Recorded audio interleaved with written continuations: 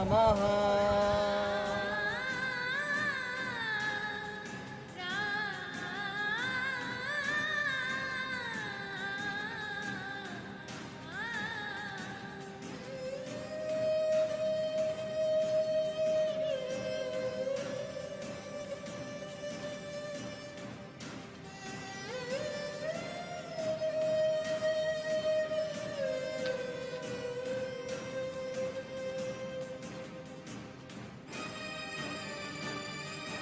प्रणाम देवी।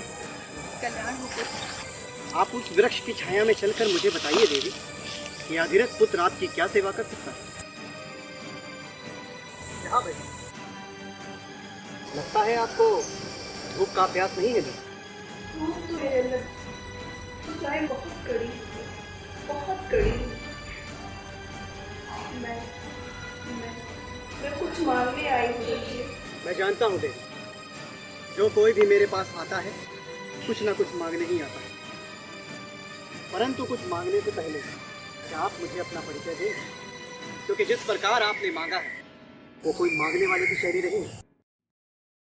मुझे ऐसा अभ्यास हुआ कि आपने पहली बार किसी से कुछ अगर मांगना नहीं आता तो मत मांगिए, आदेश दीजिए।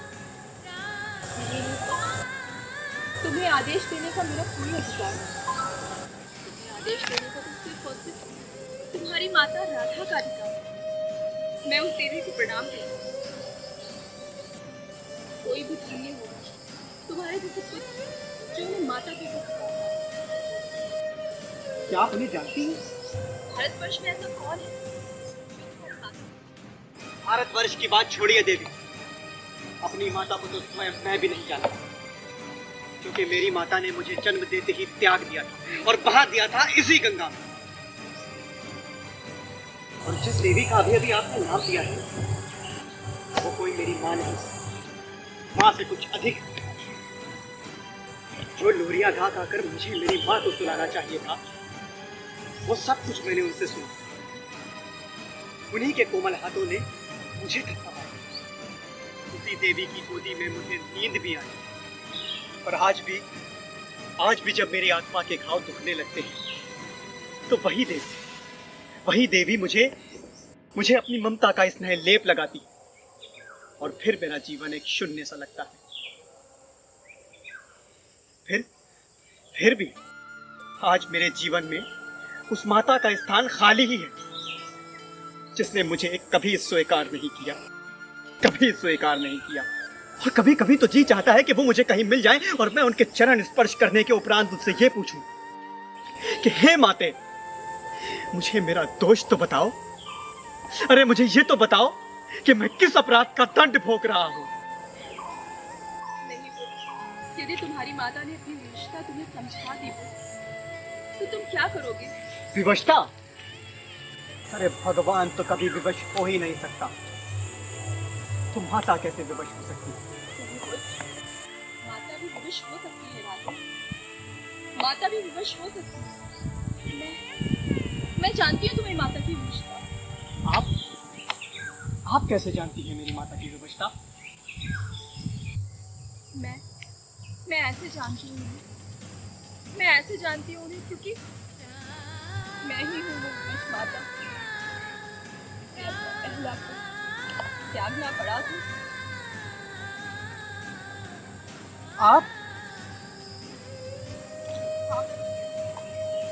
तो मैं इंद्रप्रस्थ की राजमाता को सादर प्रणाम करता हूँ, किंतु मुझे पुत्र मत कहिए, क्योंकि मैं राधा का पुत्र राधे हूं और आप तो राजमाता कुंती हैं, पांडवों जैसे महाराजाओं की माता।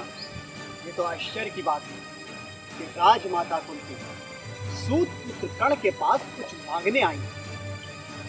मांगिए महारानी कुंती, मांगिए। कहिए, मैं आपकी क्या सेवा कर सकता हूँ? आपकी सेवा करना तो मेरा कर्तव्य है, ये सौभाग्य है। किंतु पुत्र कहकर मत मांगिए। क्यों ना मांगू पुत्र, क्यों ना मांगू? क्योंकि कर्ण तो मेरा ही पुत्र है। अरे मैं तो तब भी आपका पुत्र था जब आपने मुझे जन्म देते ही त्याग दिया था। और आज आपको मेरे पास यहाँ आपकी ममता नहीं लाई है, जरूर आपका कोई उद्देश्य लाया है और आपका कोई स्वार्थ लाया है मेरे पास। तो दादी, तू इतना कठोर कैसे हो सकता है? ये कठोरता नहीं है माते, ये कठोरता नहीं है। अरे ये तो मेरे हृदय की पीड़ा है, क्योंकि मेरे हिस्से की सारी ममता आपने उन तीनों पुत्रों और माधुरी के दोनों पुत्रों में बांट दी। आप मुझे कठोर बोल रही हैं, मुझे कठोर बोल रही हैं। ऐसा मत कहो पुत्र, ऐसा ना कहो। जब इस सूर्य पुत्र को पूरे संसार में सूत पुत्र कहकर अपमानित किया जा रहा था, तब तो आप चुप बैठी रही। और आज आपको अपने इस त्यागे और अभागे पुत्र से आपको और क्या चाहिए? जो भी मांगना है मांगिए और शीघ्र ही राजभवन लौट जाइए, क्योंकि ऐसा ना हो कि कोई आपको इस सूत पुत्र के साथ देखे और आपसे ये पूछ ले कि हे महारानी, आप इस सूत पुत्र के पास क्यों आई? तो आप उससे ये नहीं कहेंगे कि मैं कोई सूत पुत्र के पास नहीं आया, बल्कि मैं तो अपने पुत्र से मिलने आई हूँ। जो विवशता आपकी उस दिन की माता श्री, जिस दिन मैंने जन्म लिया था, वही विवशता आज भी। हर घर के लिए अपने मन की कड़वाहट की कवच को उतार दो। आओ मेरी गोद में अपना सिर रखो पुत्र, ताकि मैं तुम्हारे बालों को सहला सकूं। नहीं माते, नहीं। ये सूर्य पुत्र कण सिर्फ और सिर्फ राधा का है, ये आपके गोद के योग्य नहीं। इसलिए मैं आपकी गोद में सर रखकर इसे अशुद्ध नहीं करना चाहता। ऐसा ना कहो। मैं आपका पुत्र नहीं हूं और मैं अपने आप को आपका पुत्र कहकर उस देवी का अपमान नहीं करना चाहता जिसने मुझे आप बनकर पाला। और आज आप यहाँ मां बनकर नहीं आई, बल्कि अर्जुन की ढाल बनकर आई।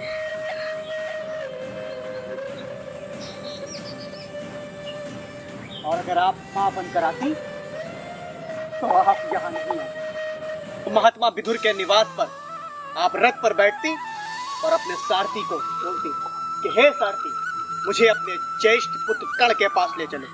और आप वहां रथ से उतरती और मेरे द्वारपाल को आदेश देती कि हे द्वारपाल, जाओ और कर्ण से कह दो कि उसकी माँ उससे मिलने आई है और उसको आशीर्वाद देने आई है। परंतु आपसे ये भी नहीं हुआ, क्योंकि आप मुझे कुछ देना ही नहीं चाहते। इसीलिए आपने ऐसा समय और ऐसे स्थान का चुनाव किया, जबकि आप जानती हैं कि मैं कोई मांगने वाले को खाली नहीं लौटाता। और आज आप यहाँ मुझे अपने पुत्र का सम्मान देने नहीं आई हैं, बल्कि अर्जुन का जीवन दान मांगने आई हैं। तो ये ममता के मुखौटे को उतार के फेंकिए और जो मांगना है मांगिए। ऐसा मत कहो पुत्र। क्या? ऐसा मत कहो। क्या आपने मुझे उस दिन रंग पहल में मेरे कवच और मेरे कुंडल को देखकर पहचान नहीं लिया था? जब मुझे अर्जुन और भीम सूत पुत्र कहकर पुकार रहे थे, तो आपने उनको नहीं रोका और आपने उनसे यह क्यों नहीं कहा कि मेरे राधे के प्रति ऐसे असभ्य बात मत करो,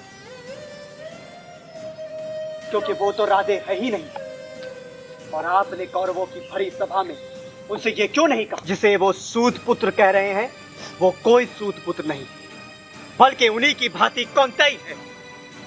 तब आपने उनको आदेश क्यों नहीं दिया कि वो मेरे चरण स्पर्श करें और मुझसे आशीर्वाद दें, क्योंकि मैं उनका ज्येष्ठ भ्राता। परंतु ऐसा नहीं है माते, ऐसा कदाचित नहीं है माते। क्या मैं उस माता के लिए नहीं बिलका होगा? अरे जिसने मुझे जन्म देते ही त्याग दिया। मैं आपके विषय में हर पल सोचता रहता था कि आप कैसी होंगी। मेरी कल्पना कभी आपको कोई आकार देती तो कभी कोई। कभी कभी तो मैं ये सोच कर रो दिया करता था कि ऐसी ही कोई विवशता रही होगी कि मेरी माता को मुझे त्यागने के सिवा और कोई दूसरा रास्ता ही ना रहा। नहीं तो कोई माँ अपने बच्चे का बलिदान कैसे दे सकती? यही सोच के मेरे हृदय की पीड़ा कम हो जाया करती। परंतु आज आपने ममता को राजनीतिक बनाकर मेरे हृदय के सारे घाव हरे भरे कर दिए हैं। आज आप यहाँ मेरे पास ममता लेकर नहीं आई, बल्कि ममता की कटोरी में चांद की छाया लेकर आई। आज तो आपने अन्याय की हर सीमा पार कर दी। माता माता माता, ये शब्द मेरे मुंह में गुड़ की ढेले की भांति घुला जा रहा है।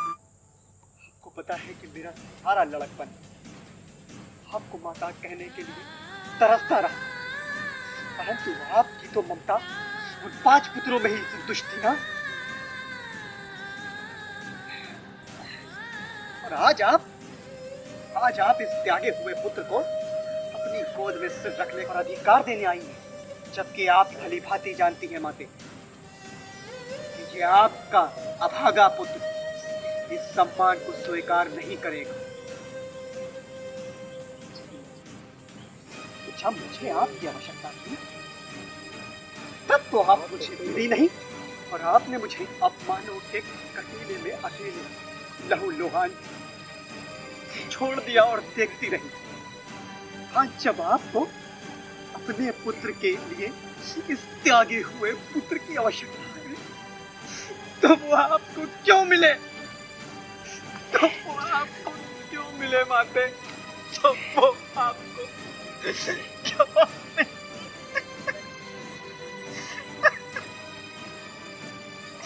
बताइए माते, आप क्यों मिले?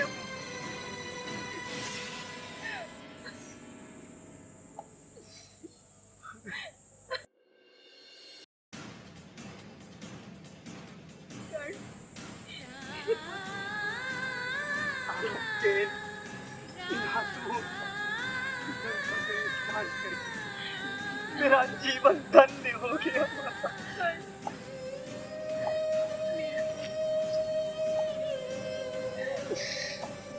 राधे, आपकी क्या सेवा कर सकता?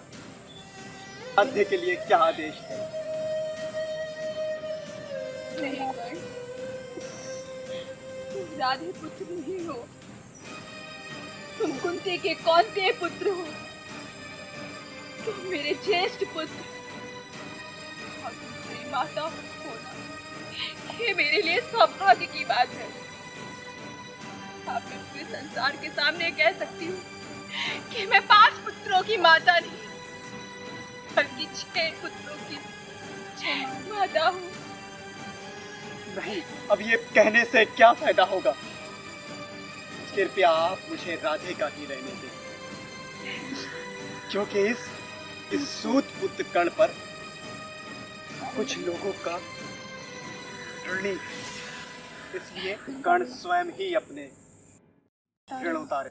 आप ये बताइए कि आप क्या मांगने आए? यदि आज आप मेरे प्राण भी मांग लें, तो वो भी मैं खुशी खुशी दान कर दूं। नहीं नहीं नहीं पुत्र, एक बाप ने पुत्र के प्राण कभी नहीं ले सकते। बल्कि भिक्षा में तुम्हें स्वयं मांगने आई हूँ। यह भागी माँ हाथ झोले फैलाकर भिक्षा में तुम्हें मांग रही है। हे दानवीर कर्ण, क्या भिक्षा में तुम मुझे दोगे? नहीं माँ, नहीं। ये दान ईश्वर ने आपके आंचल में बहुत पहले ही डाल दिया था, परंतु आपने स्वयं ही इसको ठुकरा दिया। इसलिए मैं आपको ये दान कैसे दे सकता? मैं ईश्वर से बड़ा दानी तो हूं नहीं। ईश्वर के इस दान मेरी गोदी में पहला फूल, मगर मैंने सब ठुकराया नहीं, बल्कि विवश होकर अपनी ममता का बलिदान दिया था। बलिदान? माँ तो स्वयं अपने संतान के लिए अपना बलिदान देती है। फिर ऐसी कौन सी विवशता थी जिसके कारण आपने स्वयं अपने ही पुत्र का बलिदान दे दिया है? और उसे आप बड़े गर्व से कह रही हैं ममता का बलिदान। मैं जानती हूँ ये प्रश्न कई सालों से तुम्हारे मन में उठता होगा, परंतु जिसका उत्तर अभी तक तुम्हें नहीं मिला। मिलता भी कैसे? अरे मिलता भी कैसे? जब आप अपने सामने मेरे अपमान का तमाशा देख रही थी, बताइए वो कौन सी व्यवस्था थी जिसके कारण मुझे सूत-पूत का लांछन सहना पड़ा? बताइए। क्या तुम्हारे लिए जान लेना इतना पर्याप्त नहीं है कि मैं तुम्हारी माता हूँ और तुम मेरे पुत्र हो? माँ होने का फर्ज तो कभी निभाया नहीं और माँ होने का अधिकार लेने चली आई। किससे मांग रही हैं ये अधिकार आप? किससे मांग रही हैं? ये सब जानते हुए भी कि मुझे सारा जीवन सूत पुत्र होने के लांछन से गुजरना पड़ा। अगर सूत पुत्र का लांछन तुम पर नहीं लगता तो इससे बड़ा भी लांछन मुझ पर लगता है, जो सारा जीवन मुझे सहन करना पड़ता। क्या तुम इसे स्वीकार करते हो? इससे बड़ा लांछन? किस लांछन की बात कर रही हैं आप? वही लांछन जिसके डर से माँ ममता के अपने पहले फूल त्याग कर दी, अन्यथा उसे सारा जीवन संसार में मुंह छिपाकर जीना पड़ता। क्या तुम इससे बच सकते थे? सूत पुत्र होने का लांछन भी जो तुमको सहना पड़ा, उससे बड़ा लांछन तो तुम्हें मरते दम तक सहना पड़ता। परंतु इस समय आपके और मेरे अलावा कोई और नहीं है। आप मुझे वो लांछन तो बता सकती हैं। आपके साथ साथ मेरे जीवन पर भी लागू होगा। बताइए माते, वो कौन सा लांछन है? कर्ण, तुम अपनी माता की विविधता क्यों नहीं समझ रहे हो? क्या करोगे जानकर? अपनी आंखों के सामने अपनी माँ को अपराधी के रूप में देखना स्वीकार करोगे? सारा जीवन दुविधा में बिताने के बाद मैं ये जानने का अधिकार रखता हूँ कि वो कौन सा राज है जिसके कारण मुझे ये सब सहना पड़ा। बताइए मुझे वो कौन सा कारण है माते, बताइए मुझे वो कौन सा कारण है। अगर तुम स्वयं अपनी आंखों के सामने अपनी माता को लज्जित होने की जिद कर रहे हो तो मैंने तुम्हें तुम्हारी अवस्था में जन्म दिया था। नहीं नहीं नहीं नहीं नहीं नहीं नहीं माते, नहीं नहीं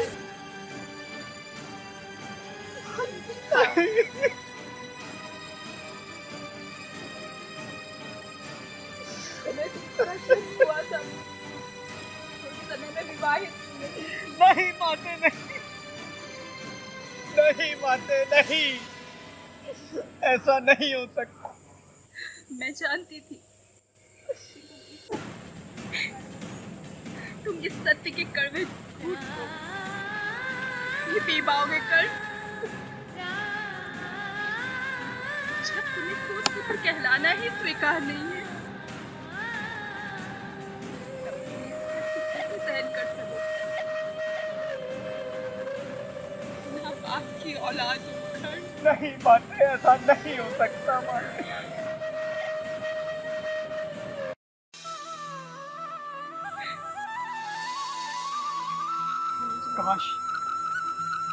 काश मुझे इस सच का पता ही न चलता। ये मेरी माता कौन है, उसका नाम क्या है? मैंने तो अपनी कल्पना में माता की जो सुंदर मूर्ति बनाई थी, जिस मूर्ति को मैं दिल में सजा के सांझ सवेरे उसकी पूजा किया करता था, आज आपने उसे उसके टुकड़े टुकड़े कर दिए। परंतु आप नहीं समझ सकेंगी मुझ पर क्या बीत रही है। मुझ पर क्या बीत रही।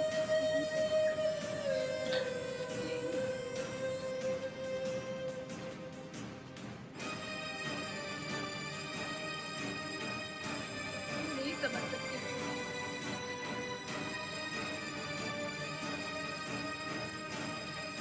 एक विवश माँ अपने पुत्र को भागता हुआ देख व्याकुल हो रही है। पुत्र यदि उसे काटा भी चुभ जाए तो तड़प उठती।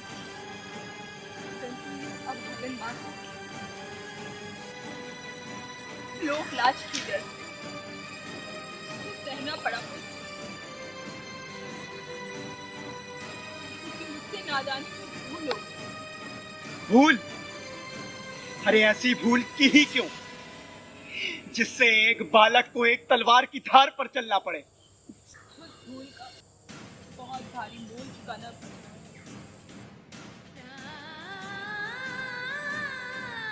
मैं अपने ही पुत्र की नजरों में गिर चुकी हूँ।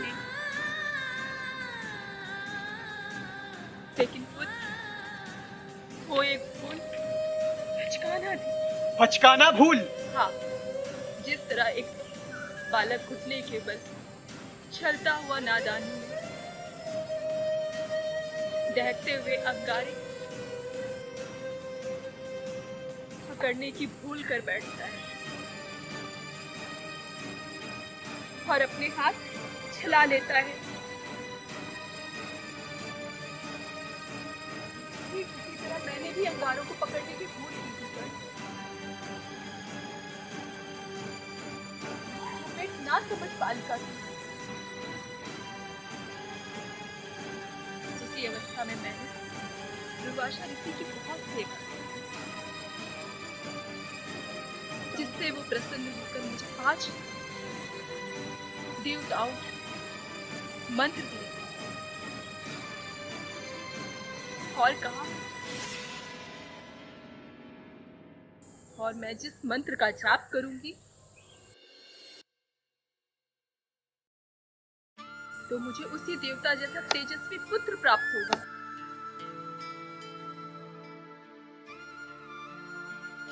और जब मैंने सुबह सूर्य देव को देखा तब मेरे भोले भाले मन में एक जिज्ञासा जागी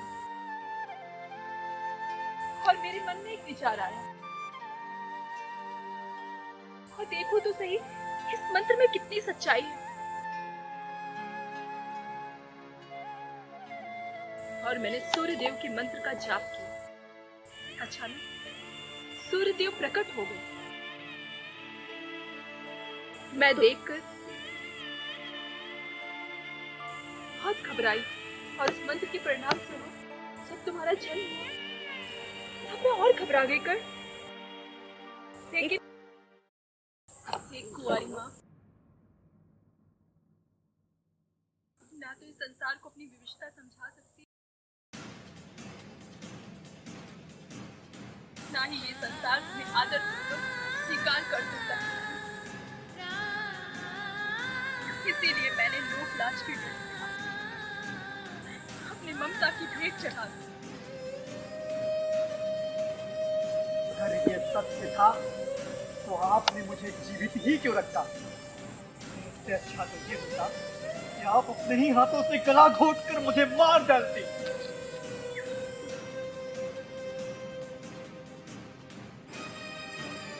हाँ, मार डालती।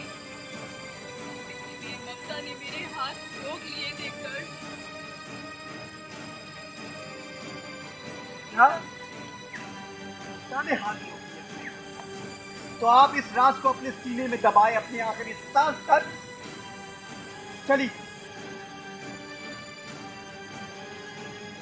तो फिर आज क्यों आई है यहाँ रात में? आखिर क्यों आई है यहाँ रात में? ये राज आज किसी नहीं बताती।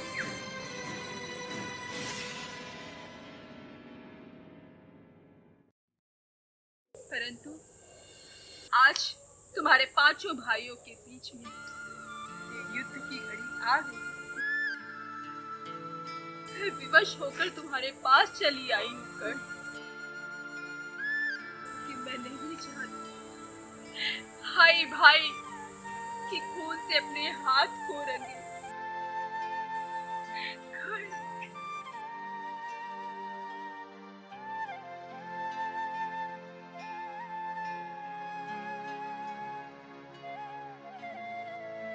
आप जानती हैं माते, आज से मैं कौरव सेना का सेनापति हूँ। और आप ये भी जानती हैं कि आज सेनापति की युद्ध संचालन का पहला युद्ध है। जानती हूँ। और आप ये भी जानती हैं कि आप एक सतरानी हैं। ये भी जानती हूँ।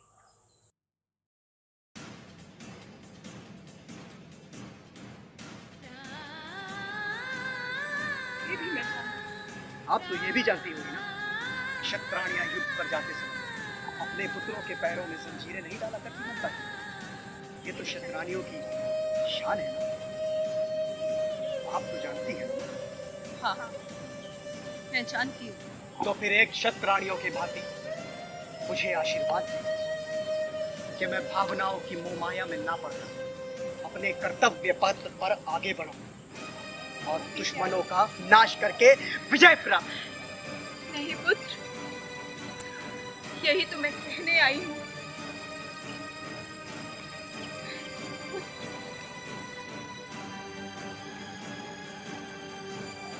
अपने कर्तव्य पर आगे बढ़ो, ये तुम्हारा कर्तव्य है। भाइयों का साथ देना, ना कि अपने शत्रु दुर्योधन का नहीं।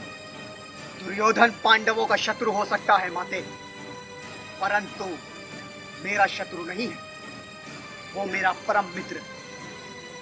माता, मैंने आपका दूध नहीं पिया है, इसलिए ये आपके दूध का ऋण मुझ पे नहीं है, परंतु दुर्योधन का नमक का ऋणी हूं मैं। और नमक के अलावा अनगिनत उपकार किए हैं दुर्योधन ने मुझ पर। मैं दुर्योधन का ऋणी हूं और सारा जीवन रहूंगा।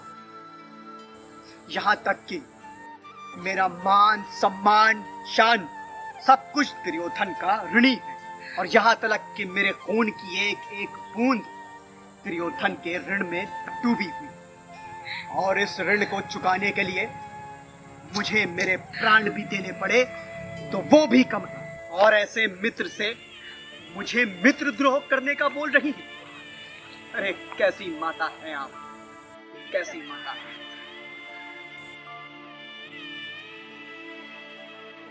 मैं इस समय माता नहीं हूँ पुत्र, एक भिक्षुक बनकर तुम्हारे सामने आई हूँ।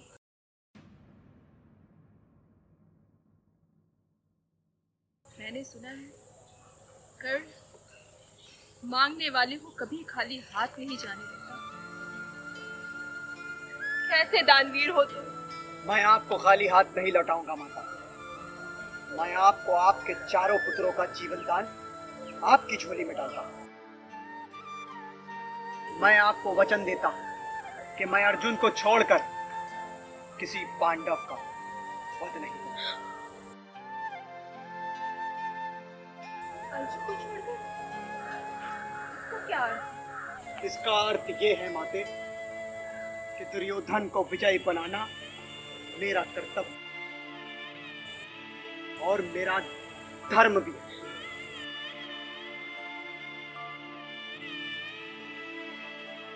और उसका ऋण चुकाने के लिए यह आवश्यक है, जब तक अर्जुन जीवित रहेगा हम पांडवों को पराजित नहीं कर सकते माते। और अर्जुन का वध किए बिना कौरव युद्ध कदापि नहीं जीत सकते। कौरवों को तो विजयी बनाना मेरा धर्म है। परंतु आपने तो आज तक 5 ही पुत्र मांगे थे ना माते, तो मैं आपको वचन देता हूं कि आपके 5 ही पुत्र रहे। युद्ध भूमि पर मैं मरूं या मेरे हाथ से अर्जुन मारा जाए, आपके 5 पुत्र जीवित रहेंगे, ये वचन देता हूं। चाहिए तो शुभ समाचार मेरे जीवन में।